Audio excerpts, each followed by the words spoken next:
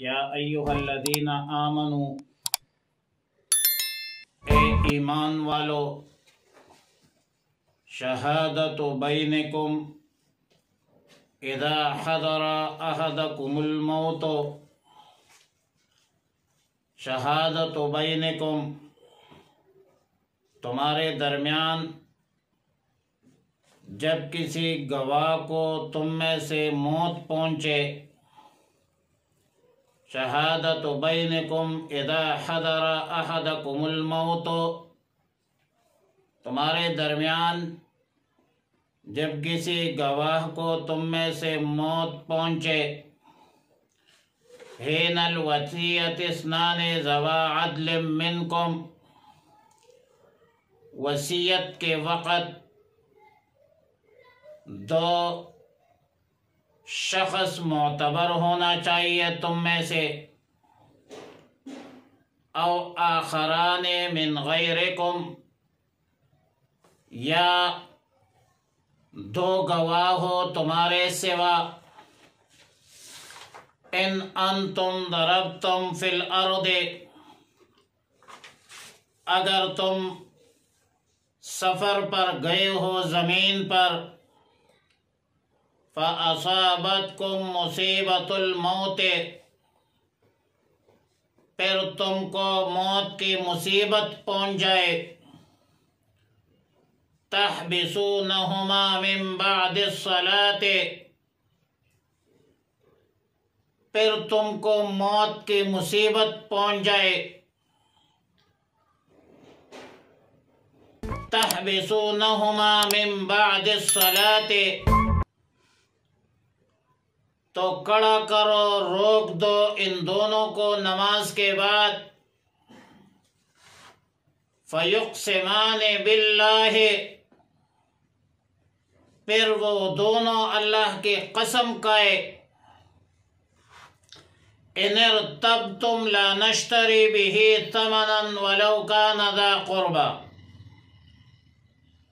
اگر کہے تم کو شبہ پڑے کہ ہم نہیں لیتے قسم کے بدلے مال، اگرچہ کسی کو ہم سے قرابت داری رشتہ داری ہو، وَلَا نَكْتُمُ شَهَادَةَ اللَّهِ، اور ہم نہیں چھپاتے اللہ کی گواہی کو،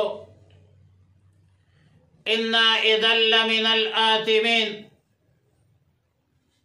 بلا شبہ ایسا کرنے کی صورت میں ہم گناہگاروں میں شامل ہو جائیں گے، فَإِنْ عُثِرَ عَلَىٰ أَنَّهُمَا اسْتَحَقَّا إِثْمًا، پھر اگر خبر ہو جائے کہ وہ دونوں گناہ کے مستحق مرتکب ہو گئے، فَآخَرَانِ يَقُومَانِ مَقَامَهُمَا، پھر دو گواہ اور کھڑے ہو ان کی جگہ، مِنَ الَّذِينَ اسْتَحَقَّ عَلَيْهِمُ الْأَوْلَيَانِ، جو ان لوگوں میں سے ہو جن کے بارے میں پہلے دو شخصوں نے گناہ کا ارتکاب کیا ہے، یہ بعد والے شخص وہ ہو جو قریب تر ہو، فَيُقْسِمَانِ بِاللَّهِ، پھر یہ دونوں اللہ کی قسم کھائے، لَشَهَادَتُنَا أَحَقُّ مِن شَهَادَتِهِمَا وَمَا اعْتَدَيْنَا، کہ واقعی ہماری گواہی ان دونوں کی گواہی کے مقابلے میں زیادہ درست ہے اور ہم نے تجاوز نہیں کیا ہے،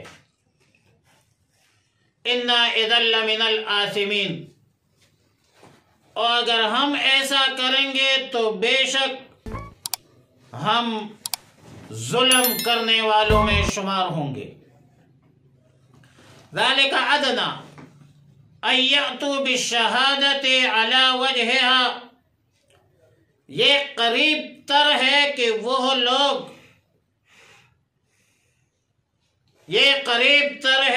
وہ لوگ گواہی صحیح طریقے سے ادا کرے،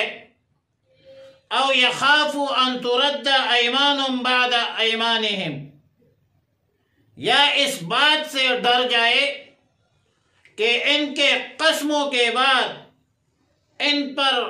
قسمیں پھر لٹا دی جائے گی۔ واتقوا اللہ، اور اللہ سے ڈرو، واسمعوا، اور سنو،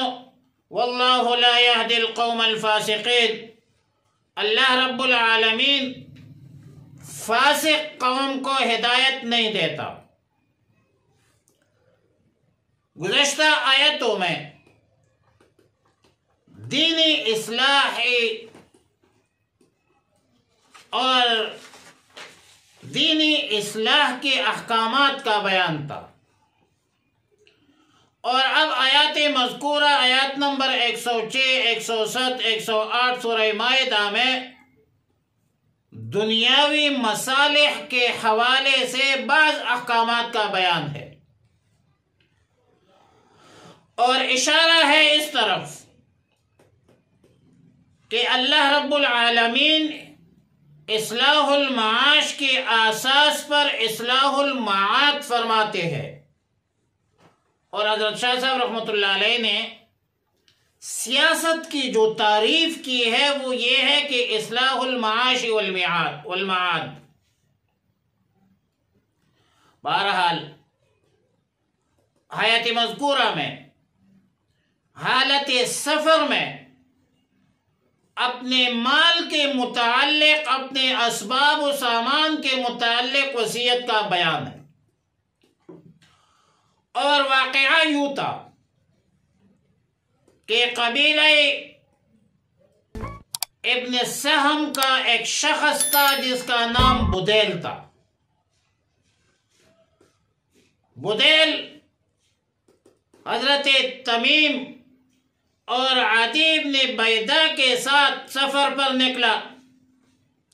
جو اس وقت یہ دونوں نصرانی تھے، اور یہ سفر ملک شام کی طرف تھا۔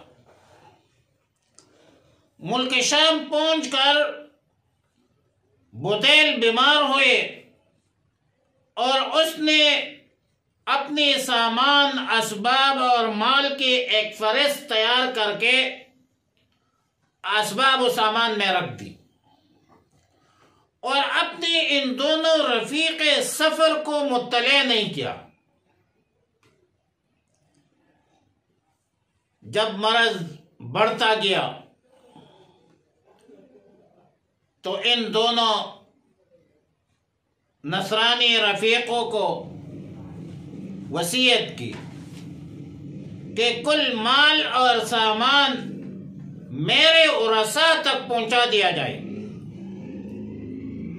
اور انہوں نے پورا مال لا کر ورثاء کو حوالہ کی، لیکن چاندی کا ایک پیالہ جس پر سونے کا نقش و نگار تھا وہ ان سامان میں، اسباب میں موجود نہیں تھا۔ جب ورثاء کو فہرست حوالہ کر رہے تھے کہ بدیل فوت ہو گیا ہے اور یہ ان کے سامان ہے اور یہ فہرست ہے، تو ورثاء نے سوال کیا کہ بدیل نے کچھ مال فروخت کیا تھا، سوال کیا، اور آیا ان کے علاج معالجے پر کچھ خرچ ہوا تھا؟ تو حضرت تمیم اور عادی دونوں نے نفی میں جواب دیا تھا کہ نہ اس نے کوئی مال بیچا تھا اور نہ اس کے علاج معالجے پر کچھ خرچ ہوا تھا۔ بالآخر یہ معاملہ رسول اللہ صلی اللہ علیہ وسلم کی عدالت میں پیش ہوا، اور ظاہر ہے کہ عدالتی فیصلے شواہد اور شہادت کی بنیاد پر ہوتے ہیں، تو اگر شہادت میسر نہیں، گواہ میسر نہیں، تو ضابطہ یہ ہے کہ والیمین علی من انکر، منکر پر پھر قسم ہے۔ اس معاملے میں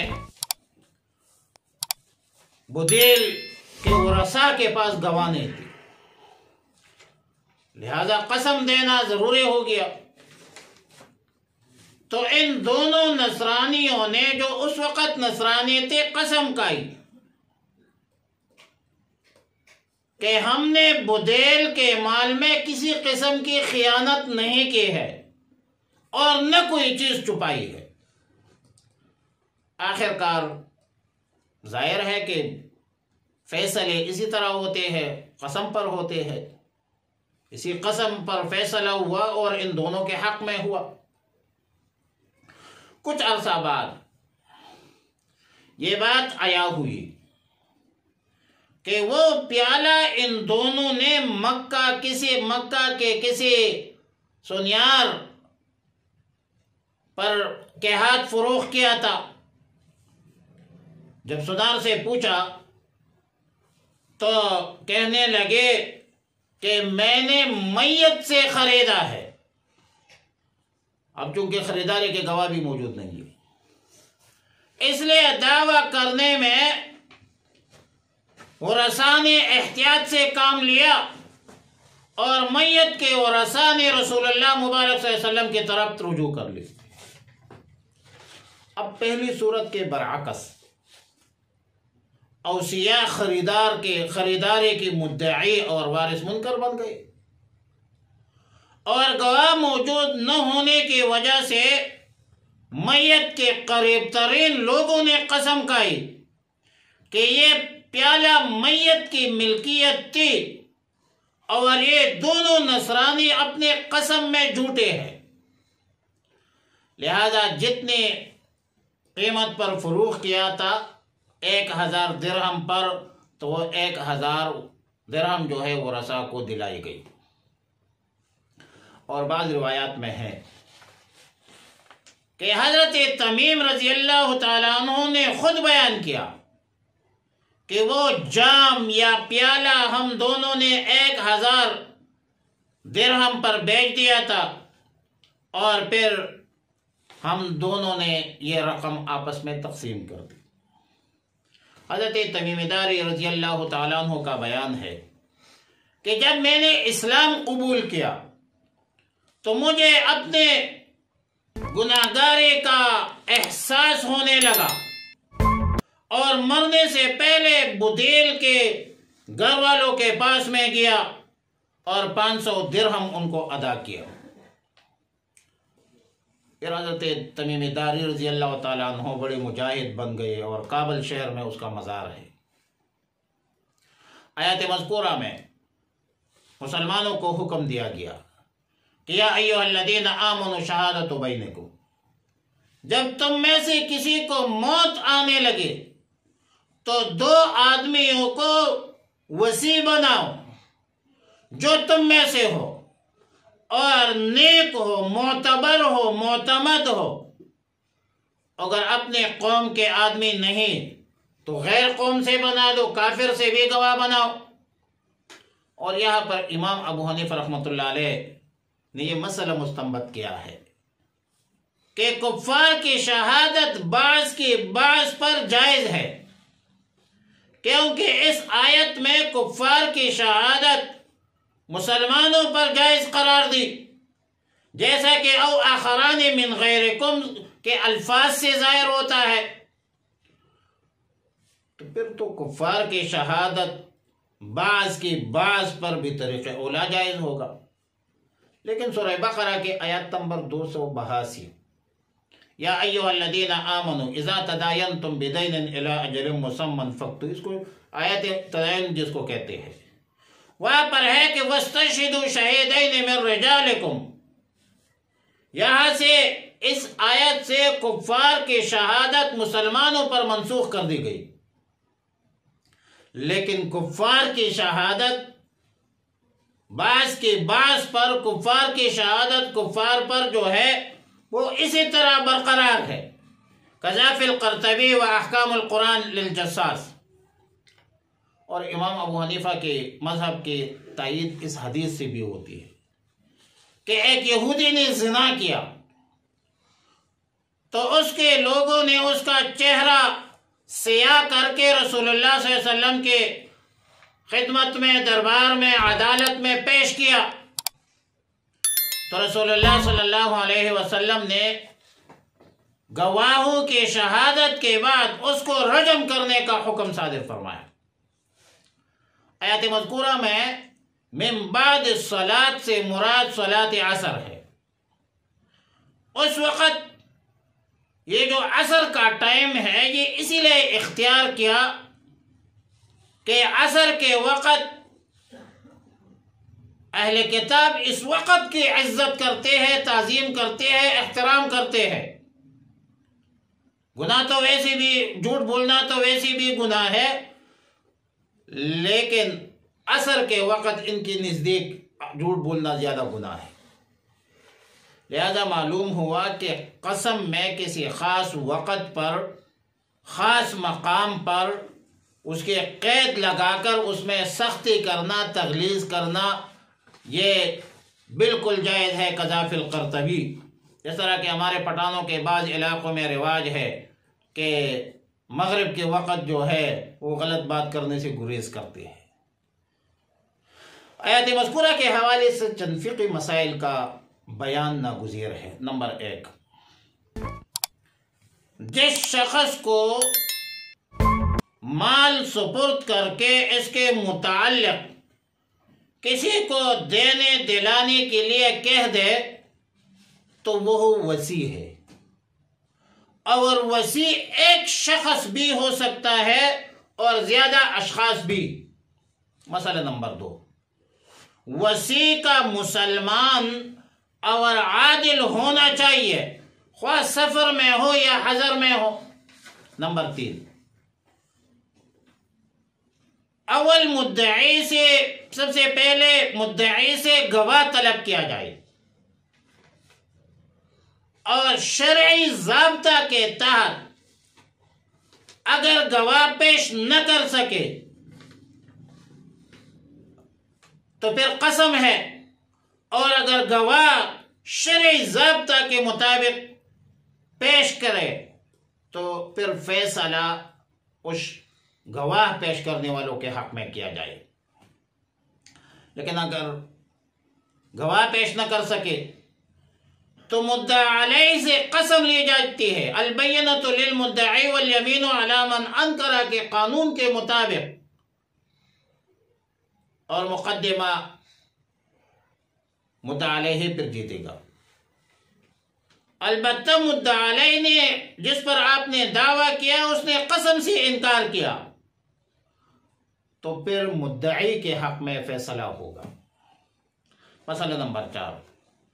اگر مدعی علیہ کسی غیر کے فعل کے متعلق قسم کھائے تو الفاظ یہ ہونا چاہیے جیسا کہ فقہا نے لکھا ہے کہ مجھ کو اس فعل کی کوئی اطلاع نہیں ہے۔ مسئلہ نمبر 5، اگر میراث کے مقدمے میں وارث مدعی علیہ ہو، یعنی جس پر دعویٰ ہوا ہو، تو جن کو شرعاً میراث پہنچتی ہے ان پر قسم آئے گا، خواہ ایک ہو، واحد ہو یا متعدد ہو، اور جو وارث ہے ان پر قسم نہیں، اس پر قسم جو ہے وہ نہیں آئے گی۔